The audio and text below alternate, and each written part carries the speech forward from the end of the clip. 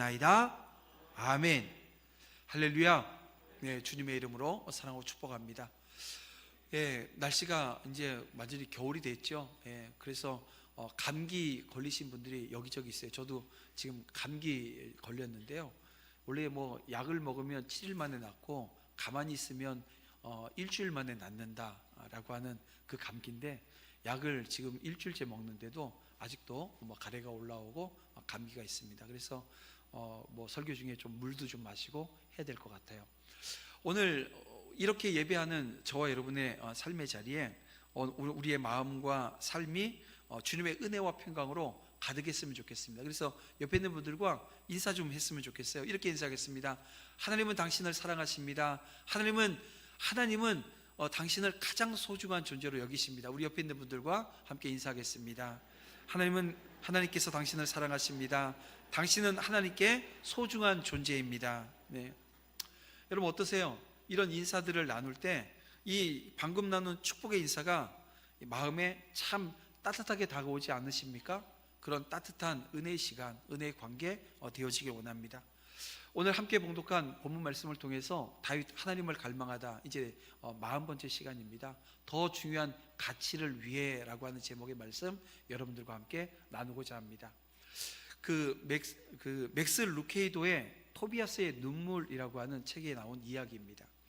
그 사막 한가운데 자리 잡은 마을이 하나가 있었는데요, 이 마을 사람들은 이 사막에 살면서도 물 걱정을 하지 않았어요. 왜냐하면 사막 안에 이 우물이 하나 있었는데, 이 우물 주인이 토비아스입니다. 근데 이 토비아스가 모든 사람에게 물을 마음껏 먹을 수 있도록 제공해 준 거예요. 그래서 사람들은 여기 와서 쉼을 얻고 물을 얻고 살아가게 되어집니다. 근데 어느 날 이 토비아스가 아들과 함께 긴 여행을 떠납니다. 떠나면서 하인들에게 이런 얘기를 해요. 누구든지 물을 구하면 물을 주라고 하고 떠났는데, 이 하인들이 가만히 보니까 사람들이 물을 먹는데 어떤 사람은 감사하고 어떤 사람은 감사하지 않는 거예요. 그래서 어떻게 했냐면, 감사하는 사람에게만 물을 줘야 되겠다 해서 감사하는 사람들에게 물을 줬어요. 그랬더니 이제 사람들은 어떻게 할까요? 감사하든 안 하든 어떻게 감사해야지 물을 먹을 수 있으니까 감사하는 척을 하는 거죠. 그리고 좀 지나서 보니까 이게 좀 또 바뀌었어요. 하인들이 뭐냐면, 감사하는데 자기에게 잘하는 사람들에게만 물을 줘야 되겠다. 그래서 또 잘하는 사람들에게 물을 줘요. 그러니까 이 동네 사람들이 이 하인들의 눈밖에 나지 않으려고 막 이리저리 애를 쓰는 거예요. 그러던 어느 날 이 주인의 아들이 이제 다시 오게 되어집니다. 와서 봤더니 지금 엄한 짓 하고 있잖아요. 그래서 그 하인들을 혼을 내고 사람들에게 물을, 이제는 뭐 잘났건 못났건 어땠건 간에 물을 마음대로 먹을 수 있도록 해줬어요. 그랬더니 이제 동네 사람들이 이 아들에게 와서 요구를 하는 거예요. 저 하인들 얼마나 못됐는 줄 아냐고, 저 사람들에게는 물 주지 말라고 이렇게 요구를 하는 거예요. 그때 이 아들이 하는 얘기가 이런 얘기를 합니다. 하인에게도 물을 주는 것이 아버지의 뜻입니다. 이렇게 종을 용서하더라는 거예요. 여러분, 용서라고 하는 게 뭘까요? 이 용서라고 하는 이 단어, 이 어떻게 보면 이 관계 속에서 나오는 그런 행위인데, 이것은 이 용서한다라고 하는 것은 어떻게 보면 서로의 차이를 인정하는 거예요. 나하고 저 사람하고 다릅니다. 같을 수가 없어요. 왜냐하면 살아온 환경도 다르고 살아온 그 모든 과정이 다 달라요. 어머니 뱃속에서 자녀들이 태어났음에도 불구하고 나중에 보게 되면 다 제각각이잖아요. 이렇게 사이를 존중하는 것, 이 차이를 존중하는 것.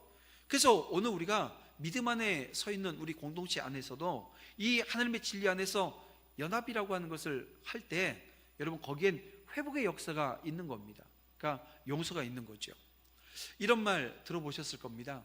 용서는 과거를 바꿀 수 없다. 하지만 미래를 이 성대하게 만든다라고 하는 말이 있습니다. 그래요. 내가 용서한다고 해서 과거에 있었던 어떤 일들이 뭐 바뀌지 않습니다. 그대로 있어요. 그런데 용서하게 되어지면요, 오늘 우리의 내일이, 그 다음의 삶의 자리가 성대해진다는 거예요. 무슨 얘기예요? 용서한 사람이 그 유익을, 용서를 베푼 사람이 그 유익을 경험하게 되어진다, 이런 말일 것입니다. 다윗 왕이 이 압살롬의 그 반란을 진압하고 다시 예루살렘으로 돌아오는 길은 여러분 단지 승리한 왕의 귀환이 아니었습니다.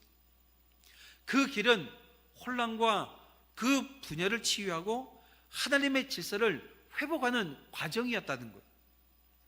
다윗은 이 과정에서, 이 여정에서 이 왕으로서의 권위를 드러내기보다 이 더 중요한 가치를 지키기 위해서 인내해요. 절제를 발휘하는 모습을 오늘 우리에게 보여주고 있다는 것입니다. 자, 오늘 본문에 이 다윗을 맞이하러 나오는 인물이 있습니다. 이제 우리 다음 주까지 보게 되어지면 3명이 이제 나오게 되어지는데요, 바실레까지. 자, 오늘 본문에 보면 다윗이 압살롬을 피해 도망갔을 때 이 사울의 종 시바는 그 주인 무비보셋이 그 다윗을 모반했다, 이것을 이렇게 속여서 이익을 챙겼어요. 또 한 명, 사울의 친족 시므이는 어떻게 했나요? 다윗을 심히 저주했습니다. 그래서 이 두 사람, 이 시므이와 시바는 이 다윗이 전쟁에서 승리하고 이제 그 예루살렘 성으로 돌아오게 되어지면 어떻게 보면 이게 벌이 내려져야 돼요. 그 벌 중에도 처형되어질 가능성이 상당히 높은 거예요. 하지만 다윗은 화합, 그리고 그 왕국의 재건이라고 하는 가장 중요한 그 기치를 이게 이루기 위해서 이들을 용서하는 것이 오늘 본문에 나와 있는 내용입니다. 그렇습니다. 다윗은 복수보다 화해를 선택했고 자신의 감정을 억제하면서 용서를 베풉니다. 또 무비보셋이 그 오해를 풀기 위해서 찾아왔을 때에도 다윗은 억울함을 판가름하려 들지 않아요. 그냥 은혜를 베풀면서 관계를 이어가는 모습을 보게 되어집니다. 자, 다윗의 이런 모습은 하나님의 백성으로서 우리가 소중히 여겨야 될 가치 무엇인지, 또 그 가치를 이루기 위해서 어떤 자세를 가져야 하는지를 보여주고 있습니다. 이제 함께 다윗이 이들을 용서하고 이들과 이 화해하는 과정을 통해서 갈등을 극복하는 지혜를 저와 여러분 함께 배워보길 원합니다. 자, 다윗이 요단강에 이르렀을 때 시므이와 시바가 휘하의 수많은 사람들을 이끌고 요단강을 건너서 왕을 맞으러 나왔다라고 하는 것으로 오늘 우리가 읽은 이 본문은 시작하고 있습니다. 즉 이들은 다윗의 왕권을 회복하고 예루살렘으로 황공하려고 한다라고 하는 소식을 듣게 되었을 때 가장 먼저 위기를 느꼈어요. 아니, 이거 어떻게 해야 되지? 하면서 그들이 선택한 것은 왕을 맞으러 나가는 것입니다. 특히 이 시므이를 보세요. 이 시므이는 생명의 위협 앞에서 아주 상당히 정치적인 감각을 발휘합니다. 자, 그는 베냐민 사람 1000명과 더불어서 다윗에게 나와요. 그리고 왕과 그 일행이 이 요단강을 건널 수 있는 그 모든 과정을 돕습니다. 그리고 왕 앞에 엎드려서 용서를 구하는 장면이 오늘 18절, 19절, 20절에 나와 있습니다. 여러분, 시므이가 어떤 사람입니까? 그는 사울 가문의 사람으로 이 다윗이 압살롬을 피해서 초라하게 도피 생활을 할 때 이 돌을 던지면서 막 욕설을 내붓고 뭐 저주까지 했던 사람이 바로 시므이입니다. 참으로 그때의 모습은 당당하기 그지가 없었어요. 그런데 상황이 바뀌었어요. 다윗이 승리하고 왕궁으로 돌아가게 되어지는 그 상황 가운데서는 그 당당한 모습이라고 하는 것은 온데간데 없습니다. 서둘러 사람들을 이끌고 다윗 앞에 나와 엎드립니다. 자신의 목숨을 지금 구걸하고 있는 거예요. 그래서 사실 이렇게 엎드려 용서를 구하고는 있지만 시므이는 동시에 자신이 이 1000명의 베냐민 사람들을 동원할 수 있다라고 하는 것을 과시해요. 그래서 자신을 치면 다윗도 큰 정치적 부담을 안게 될 것이다 라고 하는 것을 지금 암시하고 있는 듯합니다. 아마도 이런 그 시므이의 그 내면에 있는 모습, 그리고 표면적으로 드러난 이 모습을 누가 알았어요? 아비새가 알았어요. 근데 아비새만 알았을까요? 다윗도 알지 않았을까 싶어요. 여러분, 아비새는 시므의 이 묘한 태도를 감지했는지 이 다윗을 저주한 이 시므이는 죽어야 된다는 거예요. 하지만 다윗은 그 주장이 자신의 원수가 되는 길이라고 말하면서 예루살렘으로 다시 입성하는 길에 백성을 죽일 수 없노라고 시므이를 용서하게 되어집니다. 그러면 여러분, 다윗이 정말 이 시므이를 진정으로 용서했을까요? 지금 오늘 본문까지만 보게 되어지면 정말 다윗이 진짜 용서했구나 할 수 있는데, 이후에 아들 솔로몬이 왕이 되어질 때 어떻게 해요? 시므에 대한 그 심판을 이 아들 솔로몬에게 맡기게 되어집니다. 이게 열왕기상 2장 8절 9절에 나온 내용입니다. 자, 그러면 어쨌든 간에 이 시므이가 보였던 이 모습, 여러분 어떻게 보이십니까? 추하고 비겁하게 보이진 않으십니까? 여러분, 이것이 바로 기회주의자의 전형적인 모습이라는 거예요. 그러니까 여러분, 오늘 우리가 세상을 살아나가면서 하나님을 모르는 세상 사람들, 여러분 일반적인 모습이 바로 오늘 이 시므이의 모습입니다. 시류와 상황에 따라 카멜레온처럼 변하는 모습, 상대가 약할 때는 무자비하게 짓밟다가도 이 상대가 강해지면 태도를 바꿔서 굽신굽신하는 그 아부하는 비겁한 모습, 여러분 이것이 이 세상 사람들이 살아나가는 전형적인 모습이라는 거예요. 그 얘기는 뭐냐 하면, 저나 여러분 안에 이 모습이 있어요, 없어요? 있다고요. 오늘 우리도 이 모습 가지고 있어요. 그러나 오늘 우리 안에 이 모습이 있었다, 과거형으로 우리는 고백할 수 있어야 됩니다. 왜냐하면 오늘 우리가 예수 그리스도를 믿고 그 십자가 은혜로 내가 구원받았어요. 그 십자가 사랑을 받은 존재입니다. 그리고 주님께서 오늘 우리에게 주님으로부터 의와 진리를 배운 사람들입니다. 우리는 배운 자들이라는 거예요. 여러분, 우리 예수님께서는 한결같이 당당하고 진실하게 행하셨어요. 여러분, 세상을 변화시키셨지, 여러분 세상에 의해서 변질되어지지 않으신 분, 바로 우리 주님이십니다. 그리고 주님 가신 그 길을 저와 여러분 쫓고 있어요. 함께 걸어가고 있어요.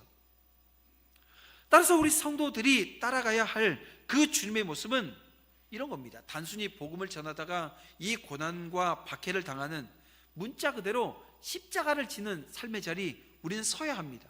그럼 그걸로 다 할까요? 아니라는 거예요.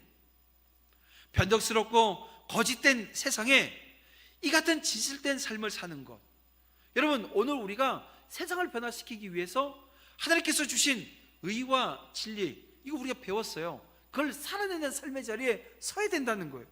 이건 역시 다 포함되어져 있는 것입니다.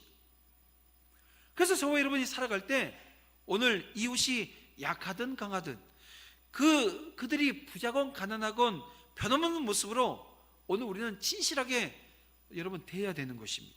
또한 하나님을 섬기는 자리에서도 마찬가지입니다. 하나님을 섬기는데 우리 그런 기준 세워놓으신 분들 혹여 있지 않습니까? 내가 형통하면 할게요. 내가 좀 더 나아지는 삶의 자리가 되어지면 이것도 섬기고 저것도 섬기겠습니다 하는 모습이 오늘 우리 가운데 있으면 안 된다는 거예요.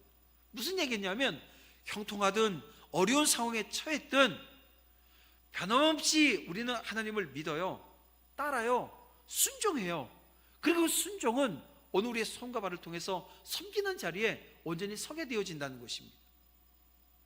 한 해가 마무리되어지고 다시 한 해를 시작하는 이 시간에 오늘 우리는 그 주님을 믿고 따르고 순종하는 자리에서 어떤 헌신을 해야 될 것인가를 결정하는 시간 앞에 서 있습니다. 사랑하는 성도 여러분, 오늘 우리는 그래야 되는 거예요. 욥을 보세요. 욥은 부할 때나 가난할 때나 강건할 때나 온몸에 악창이 났을 때에든지 간에 상관없이 순전함을 지키면서 변함없이 하나님을 신뢰하는 모습으로 온전히 주님 앞에 서 있습니다. 하나님께서는 이처럼 한결같은 믿음과 사랑으로 행했던 욥을 가리켜서 뭐라고 부르셨어요? 욥을 의인이라고 부르셨습니다.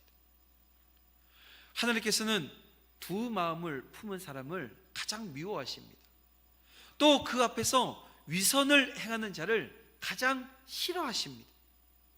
그러나 신실한 사람들, 한결같은 자들에 대해서는 비록 허물이 있고 실수가 있고 약해서 넘어지고 상처가 있다 하더라도 그들을 버리지 않으세요.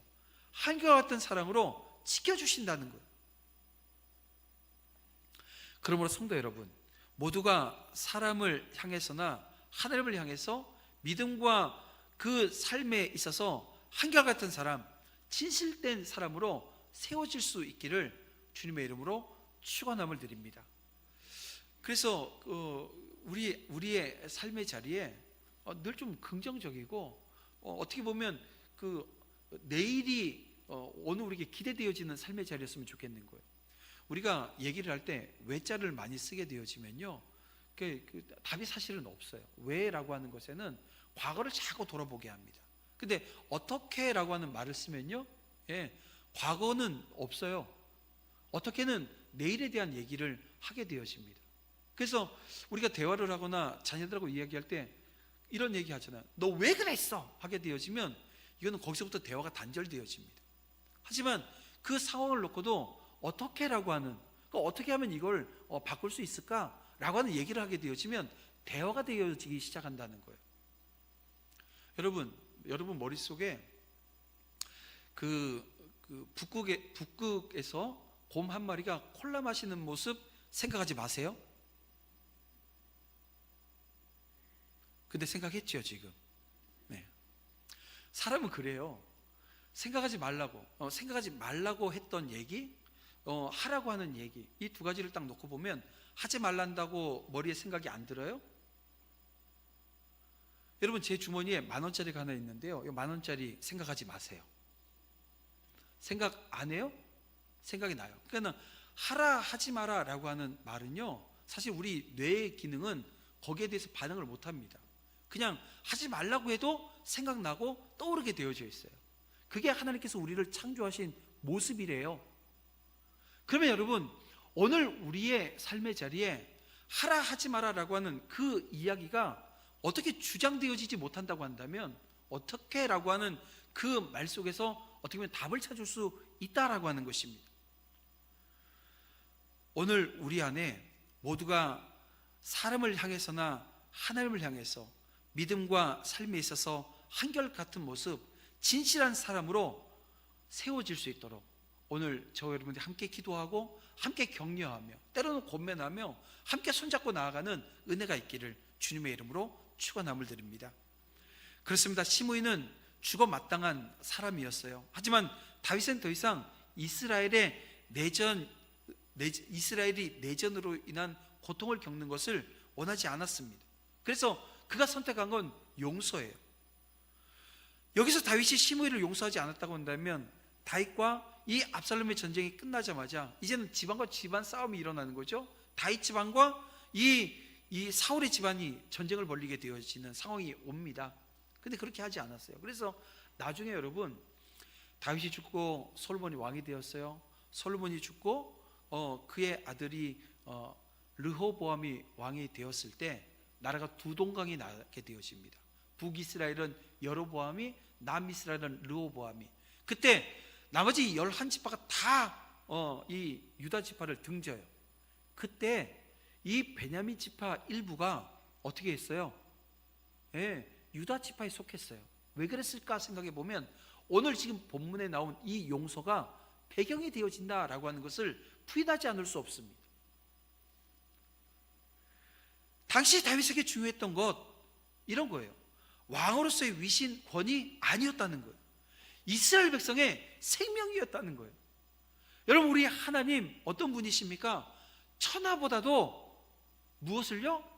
한 영혼을 귀하게 여기시는 분이 우리 하나님이십니다.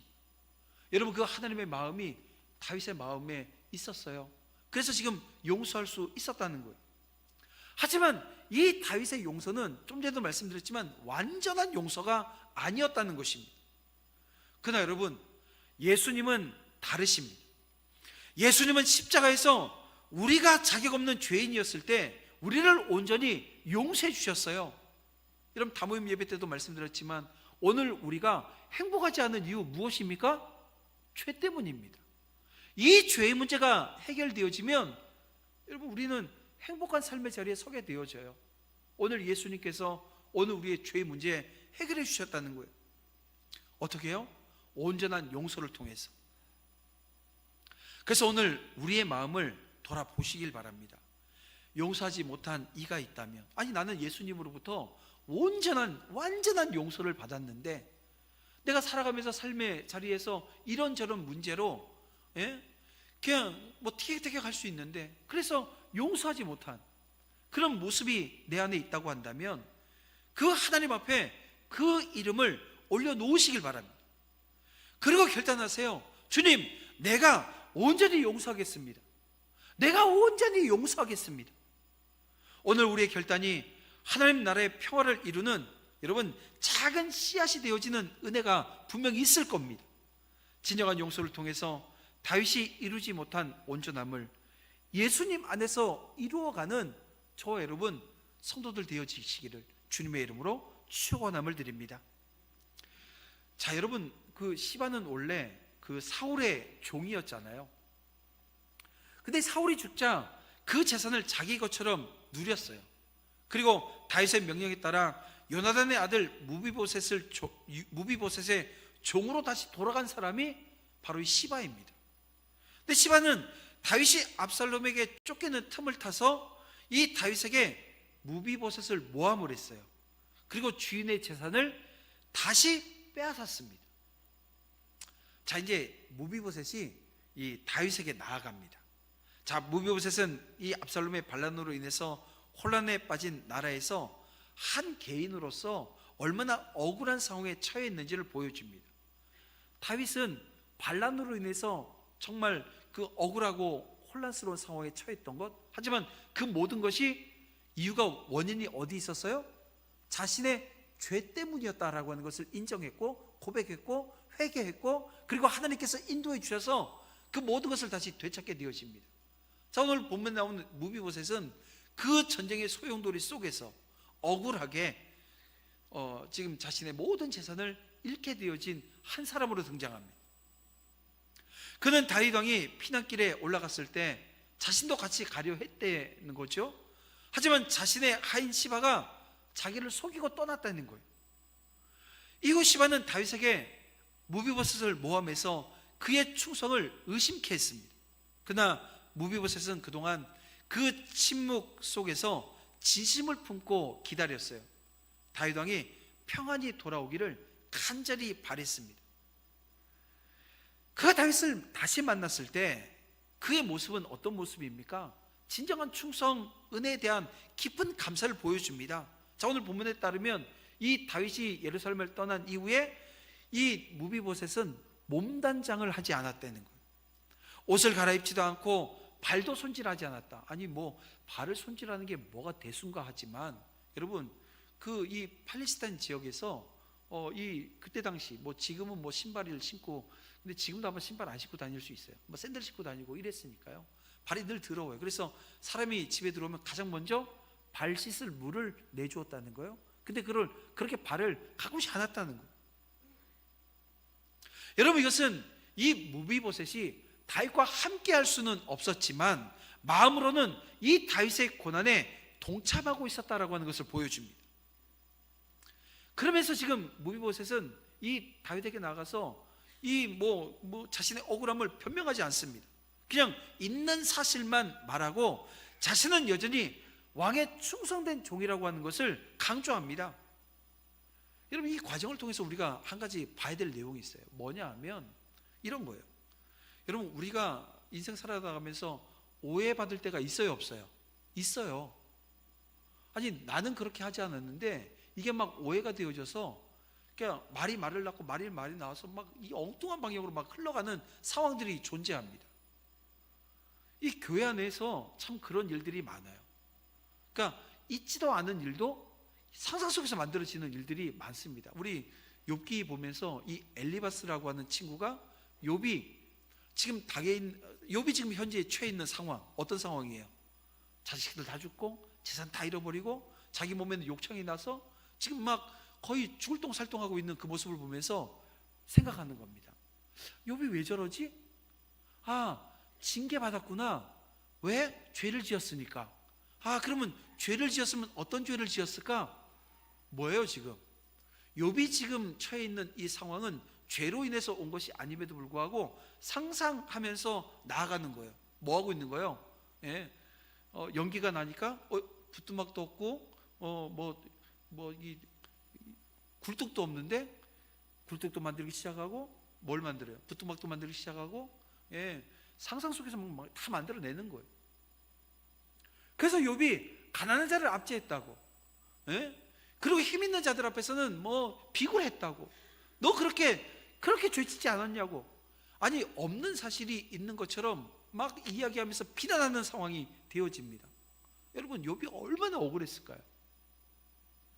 여러분 그 억울함 가운데 있을 때 이 억울함이나 풀리지 않는 오해로 고통받고 있는 이 관계 속에서 오늘 무비보셋을 우리는 모범 삼아야 됩니다. 뭐냐 하면 이 진심을 가지고 화해를 시도해야 되는 그런 과제가 우리 가운데 있다는 거죠.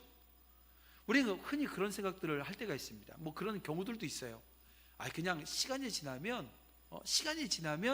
그 모든 게 밝혀질 거야 할 때도 있습니다. 그저 시간이 해결해 주기를 기다리는 것, 그것도 맞을 수 있어요. 그런데요, 그것보다 먼저 다가가서 내 진심을 전하는 것, 이거 필요하다는 거예요. 진심 어린 말 한마디 또는 손편지처럼 작은 노력이 그 관계를 회복하는 열쇠가 되어줄 수 있다는 거예요. 내가 먼저 용기를 내는 거예요. 화해의 문을 여는 거예요. 하나님께서 그 관계를 회복시켜 주시는 은혜가 분명히 있을 것을 여러분 믿으시길 바랍니다. 그런가 하면 이 무비보셋을 보면서 가장 놀라는 것은 그의 태도입니다. 자, 다윗이 시바와 그 재산을 나누라고 얘기를 해요. 아니 그 정도 얘기를 딱 들었으면 다윗이 어때야 되는 게 맞아요? 그랬구나, 네가 정말 이랬구나, 이 시바 이 나쁜 놈, 그러면서 다 뺏어서 다시 줘야 되는데 다윗은 그러지 않아요. 그러니까 뭐냐면 아직도 풀리지 않은 거예요, 마음이. 그래서 어떻게 해요? 이게 생각해 보세요. 여러분 있는데 100만 원 뺏겼어요. 그래서 다시 찾아주는데 그 재판관이 절반은 뺏어간 사람 갖고 절반은 네 거니까 네가 갖고, 이렇게 얘기하면 어떻게 하겠어요? 100만 원 뺏길 때보다 더 열받지 않겠어요? 저는 그런데 저는 더 열받을 것 같아요. 100만 원을 뺏겼을 때는 그냥 뺏겼으니까, 그런데 이게 반은 찾아주고 반은 찾아주지 않는 거거든요. 열받아서 잠도 못 잘 것 같아요. 그런데 그때 지금 이 무비보셋의 얘기를 보세요. 30절입니다. 우리 함께 읽어볼까요? 같이 보겠습니다. 시작. 무비보셋이 왕께 아뢰되 내 주 왕께서 평안히 왕궁에 돌아오시게 되었으니. 아멘. 예. 지금 보세요. 절반밖에 못 찾았는데 뭐라고 얘기하냐면 내 주 왕께서 평안히 왕궁에 돌아오셨으니, 그 절반 필요 없어, 50만 원 필요 없어, 그 사람 다 줘버리고 마세요. 이게 지금 하고 있는 거예요. 이해되세요? 이게 이해할 수 없는 부분입니다. 그런데 이 무비보셋의 삶의 자리를 보면, 이 고백을 보면, 찬찬히 다시 한번 묵상해 보면 이해되어지는 거예요. 그래서 제 기준으로는 이해가 안 되는데 무비보셋의 입장이 되어져서 무비보셋이 처해 있는 그 상황을 보니까 이해되어지는 거예요. 지금 무비보셋은 그 현상만 보는 게 아니라 지금 자기가 다윗에게 받은 은혜를 먼저 생각하는 거예요. 내가 받은 은혜를 먼저 따져보는 거예요. 왕의 안정과 평안이 자신의 억울함이나 재산보다 그래서 더 중요하다라고 하는 것을 알아요. 왜냐하면 어차피 자기는 죽을 존재였던 거예요. 근데 은혜로 왕의 식탁에서 밥을 먹고 왕의 보살핌을 받고 왕과 함께 했어요. 이후에도 왕의 식탁에서 밥을 먹고 왕과 함께 하게 되어지면 지금 있는 이 재산이요 아무 의미가 없는 거예요. 그래서 이 다시 본문을 보니까 이 무비보셋 저같이 계산적인 저보다 100배 뛰어난 거예요. 왜냐하면 계산을 했으면 무비보셋이 저보다 더 큰 계산을 해낸 거죠. 왜냐하면 왕 옆에서 왕의 은혜 가운데 함께 거하게 되어지면 어차피 저거 준 것보다 더 많은 것을 소유할 거라고 하는, 이것도 제가 또 계산적이어서 이런 생각을 했나요? 여러분 어쨌든 보세요. 이 무비보셋은 그 험난한 시간들을 보냈잖아요. 억울했고 재산도 다 빼앗겼고, 그런데 뭐예요? 하나님의 은혜 받은 자는 이런 모습이어야 된다라고 하는 것을 오늘 우리에게 보여주고 있다는 것입니다. 어떻게 보면 성숙한 믿음의 자리라고 하는 것이 이런 모습이라고 저와 여러분에게 말씀해 주고 있는 거예요. 지금 무비보셋은 재산이 아니라 다윗이 다시 안전한 자리에 있는 것이 그의 기쁨이고 만족이라고 선언하고 있는 것입니다. 여러분, 이것은 우리의 신앙의 궁극적인 목표, 이 목표를 돌아보게 합니다. 여러분, 여러분의 삶에 가장 큰 기쁨과 만족이 무엇입니까? 혹여 재물이나 혹여 명예, 아니면 하나님의 임재, 하나님의 평안, 무엇입니까? 오늘 우리 안에 재산이나 명예입니까? 아니면 하나님의 임재와 평안입니까? 믿음의 여정에서 오늘 우리는 이 무비보셋 같이 고백할 수 있어야 합니다. 주님의 평안이 다스리는 그 자리만으로 제게 충분합니다. 주님의 평안이 나를 다스려 주시니 나는 평안하기에 충분합니다. 여러분, 이 원론적이고 근본적인 고백을 저 여러분 할 수 있냐는 거예요. 여러분, 이 고백을 할 수 있는 자리에 서시기를 주님의 이름으로 축원합니다. 그래서 오늘 우리가 뭘 구해야 되냐? 은혜 구해야 되는 거예요. 여러분, 내게 은혜가 말라버리고 내게 주님 주시는 그 십자가 은혜예요. 십자가 은혜가 약화되어지게 되어지면 어떻게 되어져요? 우리의 눈은 이내 재물이, 이내 명예가, 이 세상적인 것에 눈을 돌리게 되어져 있습니다. 그래서 신앙은요, 이 왔다 갔다 하는 이 굴곡의 자리에 서 있어요. 그래서 이 떨어지게 되어질 때, 그때 오늘 우리가 서로 권면해 주는 거예요. 붙잡아 주는 거예요. 세워주는 거예요. 오늘 이 말씀이 오늘 우리를 세워주는 은혜 역사의 길을 주님의 이름으로 축원함을 드립니다. 그리고 하나님의 뜻을 이루고 공동체의 평안을 세우는 그런 은혜의 결단이 저와 여러분 삶의 자리에 있기를 원해요. 때로는 손해볼 때가 있을 거예요. 때로는 억울한 상을 만날 때도 있을 겁니다. 하지만 그 순간 오늘 우리는 하나님의 뜻이 이루어지기를, 공동체의 평안이 온전히 세워지기를 결단하면서 함께 나아가는 은혜 있기를 주님의 이름으로 축원함을 드립니다. 말씀을 정리해 보겠습니다. 자, 오늘 본문에 나오는 다윗도 무비보셋도 억울함, 분노 없었을까요? 아니요. 누구보다도 다윗이 억울했을 거고 누구보다도 무비보셋은 분노했을 거예요. 하지만 더 중요한 가치를 위해서 이를 억누르고 아주 적절하게 대처하는 모습을 오늘 우리에게 보여주고 있습니다. 아비사와 같은 성정을 가진 사람들은 그럴 거예요. 정치적인 대처 비겁하다고 이렇게 볼 수도 있을 거예요. 여러분, 오늘 내 안에 있는 아비새 몰아낼 수 있기를 원합니다. 오늘 우리 안에 있는 이 아비새와 같은 마음이 아니라 오늘 다윗과 무비보셋처럼 자신의 분노나 자신의 재산보다 이스라엘의 평안과 왕권의 안정을 더 중요시했던 것처럼 오늘 우리에겐 더 중요한 가치들이 있습니다. 여러분의 가정과 오늘 우리 공동체에 되어진 이 교회와 이 사회, 국가, 이 모든 것을 바라보면서 더 중요한 가치들이 있어요. 그 가치를 위해서 내 생각, 내 기준 이거 좀 내려놓고 십자가 은혜로 함께 발맞춰 나아가서 손잡고 나아가는 은혜 역사 있기를 주님의 이름으로 축원함을 드립니다. 그럴 때 더 소중한 가치를 지키게 되어지고 하나님의 궁극적인 그 복이, 행복이 저 여러분의 삶의 자리에 깃들게 되어짐을 여러분 믿으시길 바랍니다. 이 시간 우리 함께 찬양하면서 나아갑니다. 우리 충만 함께 찬양하면서 우리 함께 결단하는 시간 갖도록 하겠습니다.